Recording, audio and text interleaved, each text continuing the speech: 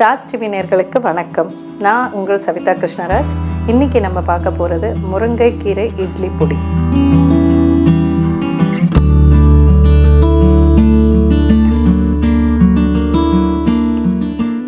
அதுக்கு தேவையான பொருட்கள்: முருங்கைக்கீரை, உளுத்தம்பருப்பு, கடலைப்பருப்பு, வேர்க்கடலை, உடச்ச கடலை, பூண்டு, கருவேப்பிலை, காஞ்ச மிளகாய், மிளகு, சீரகம், பெருங்காயம், கல்லுப்பு. எப்படி செய்யலாம்னு நம்ம பார்க்கலாம். ஸோ முதல்ல இது எல்லாமே நம்ம வறுத்துக்கணும். ஸோ நம்ம அதை ஒரு கடாய் வச்சுட்டு நம்ம இதை வறுத்துக்கலாம். இப்போ நம்ம ஒரு கடாய் வச்சுக்கலாம். ஸோ இதில் பார்த்திங்கன்னா இதுக்கு தேவையானது முதல்ல உளுத்தம்பருப்பு, கடலைப்பருப்பு நம்ம வறுத்துக்கலாம். இதுக்கு நம்ம ஒரு மெஷர்மெண்ட்டாக நீங்கள் எடுத்துக்கலாம். நான் சும்மா ஒரு இது எடுத்துக்கிறேன். ஸோ இதில் கொஞ்சோண்டு கடலைப்பருப்பு, கொஞ்சம் உளுத்தம்பருப்பு ஈக்குவலாக எடுத்துக்கோங்க. ஈக்குவலாக எடுத்துகிட்டு இதை நல்லா எண்ணெய் எல்லாம் போட வேண்டாம், இதுக்கு அப்படியே வறுத்துக்கலாம். ஆனால் கடலைப்பருப்பு, உளுத்தம்பருப்பு ரெண்டுமே நல்லா வதங்கி நல்லா சிகப்பு கலரில் வரும்போது நீங்கள் இதை எடுக்கணும். நல்லா வதங்கிச்சுன்னா உங்களுக்கு நல்ல ஒரு மாதத்துக்கு 3 மாதத்துக்கு நீங்கள் வச்சுக்கலாம். இது அப்படியே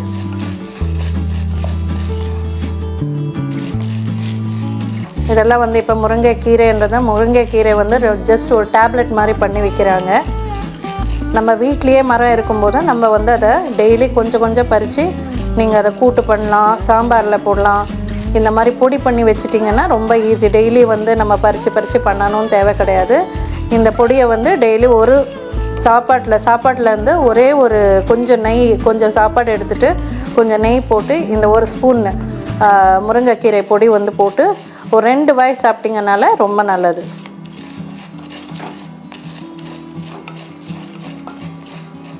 நான் கொஞ்சம் சிம்மில் வச்சுக்கிறேன். பாருங்கள், கொஞ்சம் ஸ்மெல் நல்லா வருது. இந்த உளுத்தம்பருப்பு இன்னும் கொஞ்சம் நல்லா வதங்கணும். இதை விட்டுட்டிங்கன்னா அப்படியே தீஞ்சிடும். அதனால் கைவிடாமல் இதை வதக்கினே இருங்க.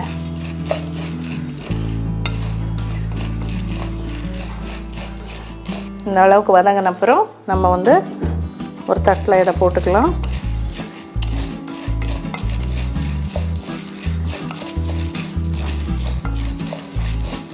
நீங்கள் தனியாக கூட வதக்கிக்கலாம். உளுத்தம்பருப்பு தனியாக ஜாஸ்தி பண்ணும்போது நீங்கள் நிறைய அமௌண்ட்டுக்கு பண்ணுறீங்க, நிறைய குவான்டிட்டி பண்ணுறீங்கன்னும்போது, நீங்கள் நிறைய குவான்டிட்டி பண்ணுறீங்கன்னும் போது நீங்கள் தனியாக உளுத்தம்பருப்பு தனியாக, கடலைப்பருப்பு தனியாக வறுத்துக்கலாம். ஸோ இப்போ நல்லா வதங்கிடுச்சு. ஸோ இதை நான் இதில் போட்டு வைக்கிறேன். ஓகே, இப்போ வேர்க்கடலை கொஞ்சமாக போடுறோம், டேஸ்ட்டுக்காக தான். இது ஆக்சுவலி பீனட்ஸ் ரொம்ப நல்லது. கொஞ்சமாக இதில் போடணும். அதே மாதிரி இது வதங்கின அப்புறம் கொஞ்சம் உடச்ச கடலை லாஸ்ட்டில் அப்படி சும்மா ஹீட் பண்ணி வச்சிடணும். இந்த வேர்க்கடலை தோல் இதாகுது பாருங்கள், அப்போவே வதங்கிடுச்சு இது. இந்த பார்த்தீங்களா? இப்போ உடச்ச கடலை கொஞ்சம் ஓரளவுக்கு கையளவுக்கு சும்மா அப்படியே போட்டுக்கணும்.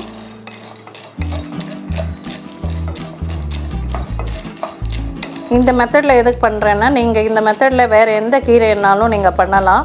ஸோ குழந்தைங்க விரும்பி சாப்பிட்றதுக்காக தான் நம்ம பண்ணுறது இந்த மாதிரி. இதை பாருங்கள், வதங்கிடுச்சு.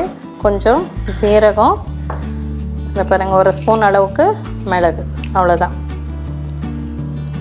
இதுலேயே கொஞ்சம் பூண்டு நீங்கள் சாப்பிடாதவங்கன்னா பூண்டு ஆட் பண்ணாதீங்க.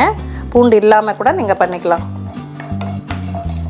நீங்கள் இதெல்லாம் நீங்கள் பண்ணும்போது, வீட்டில் பண்ணி நீங்கள் கொடுக்கும்போது ரொம்ப ஹெல்த்தியாகவும் இருக்கும். நம்மளுக்கு என்ன சொல்கிறது, ஒரு இன்க்ரீடியன்ட்ஸ் எல்லாமே நம்ம வீட்டிலேருந்து யூஸ் பண்ணும்போது அது ஹெல்த்தி. நம்மளுக்கு பசங்களும் நம்ம பசங்களுக்கு எப்படி நம்ம டேஸ்ட்டாக கொடுக்குறது, அது நீங்கள் யோசிக்கலாம். ஸோ இப்போ பிரண்டே சாப்பிட்ணும், இல்லை இந்த மாதிரி முருங்கைக்கீரை சாப்பிட்ணும், எல்லாமே சாப்பிட்ணுன்னா நீங்கள் அவங்க பசங்க கசப்பு இருந்தால் சாப்பிட மாட்டாங்கன்னா இந்த மாதிரி வேர்க்கடலை, உடச்சக்கடலை இதெல்லாம் கொஞ்சம் ஆட் பண்ணிக்கினீங்கன்னா அந்த கசப்பு தெரியாது பசங்களுக்கு. ஸோ அப்போ இந்த மாதிரி பண்ணி வச்சிங்கன்னா டெய்லி ஒரு ஸ்பூன் போட்டு அவங்களுக்கு நீங்கள் ஒரு வாய் ஊட்டினீங்கனால போதும். எல்லாருக்குமே நல்லது. இது எல்லா ஏஜில் வந்து இப்போ நீங்கள் சாப்பிட்லாம். ஸோ இந்த மாதிரி மிளகு, சீரகம், பூண்டு எல்லாமே வதக்கியாச்சு. நீங்கள் ஓவன் இருக்குன்னா ஓவனில் கூட நீங்கள் பண்ணிக்கலாம். இதை பாருங்கள், இப்போ வந்து நல்லா சீரகம்லாம் பொரிச்சு வந்துடுச்சு. பூண்டும் வந்து இதாகிடுச்சு. ஸோ இதுவும் வந்து நம்ம இதுலேயே ஆட் பண்ணிக்கலாம். முருங்கைக்கீரை அடுத்தது வந்து முருங்கைக்கீரை வந்து நான் ஆல்ரெடி வந்து கழுவி ஒரு காடி துணின்னு இருக்கும் இல்லையா, காட்டன் துணி, அதில் வந்து மேலே காய வச்சுடுங்க. காய வச்சப்புறம் நீங்கள் எடுத்து நீங்கள் 2 நாள் காய வச்சிங்கனால இந்த மாதிரி வந்துடும். நான் எங்கள் வீட்டில் ஓவன் இருக்கனால எனக்கு மசாலா ட்ரைன்னு ஒன்று இருக்குது. அதில் நம்ம இது போட்டோன்னா நல்லா ட்ரை பண்ணி கொடுத்துடுது. இன்னொன்று என்னென்னா இதோட விட்டமின்ஸ் எதுவுமே நம்மளுக்கு வந்து அந்த காயும் போது கொஞ்சம் கலர் சேஞ்ச் ஆகும் இல்லையா, அது எந்த கலரும் இதில் சேஞ்ச் ஆகாது, அப்படியே இருக்கும் இதில். ஸோ இது வந்து நான் ட்ரை பண்ணி வச்சுருக்கேன் ஆல்ரெடி. இது நம்ம சும்மா சூட் பண்ணிக்கலாம் இதில் போட்டு.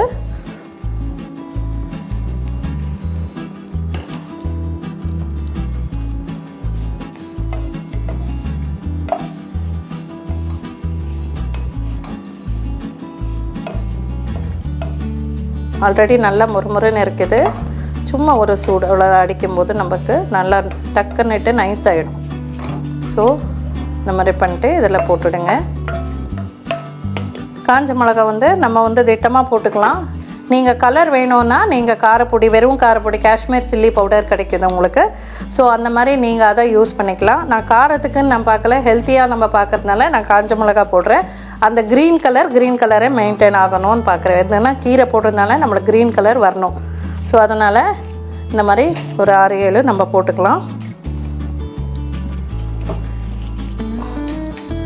இதுவும் கொஞ்சம் வதக்கிக்க வேண்டியதுதான். நம்ம நல்லா சூடாகட்டும் கொஞ்சம். இந்த இட்லி பொடி, ரைஸ் மிக்ஸ் பொடி இதெல்லாம் நீங்கள் பண்ணும்போது நீங்கள் வந்து அந்த கல்லுப்பு இதெல்லாம் நீங்கள் யூஸ் பண்ணிங்கன்னா தான் நல்லாங்க இருக்கும். பெருங்காயம், கல்லுப்பு யூஸ் பண்ணுங்கள், சால்ட் யூஸ் பண்ணாதீங்க. ஸோ இது சூடாகிடுச்சு. இதுவும் நம்ம இதில் போட்டுக்கணும். ஸோ எதாவது ஸ்டவ் ஆஃப் பண்ணிடலாம் இப்போது. ஸோ எல்லாமே நம்ம வதக்கிட்டோம். இதே மாதிரி இதெல்லாமே நீங்கள் வதக்கிக்கணும். ஸோ வதக்கிட்டு இதை எடுத்து நம்ம வந்து மிக்ஸி ஜாரில் போட்டு நம்ம அடிச்சிடலாம். ஸோ இப்போ இந்த மாதிரி நம்ம எல்லாமே போட்டாச்சு. இப்போ இதில் வந்து அடுத்தது நம்ம சால்ட் ஆட் பண்ணணும்.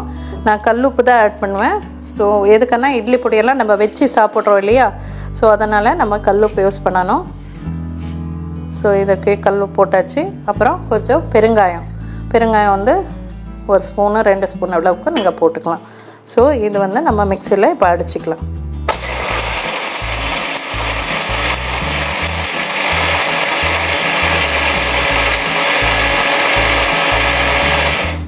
இப்போ பார்த்தீங்கன்னா இந்த பாருங்க இப்படி இருக்குது.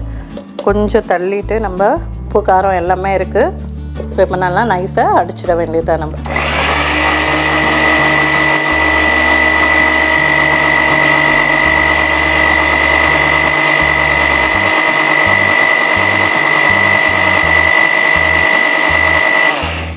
ரெடி ஆகிடுச்சுங்க.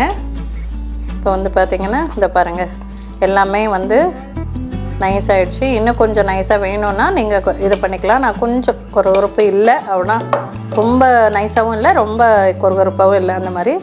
இந்த மாதிரி பச்சை கலரில் முருங்கைக்கீரைன்றது வந்து இந்த மாதிரி பச்சை கலரில் இருக்கணும் நம்மளுக்கு. ஸோ இது ரெடி ஆகிடுச்சு. ஹோம் மேட் முருங்கைக்கீரை இட்லி பொடி ரெடி ஆகிடுச்சு. நீங்களும் இதை செஞ்சு பாருங்கள். நாளைக்கு இன்னொரு டிஷ்ஷோடு உங்களை சந்திக்கிறேன். நன்றி, வணக்கம்.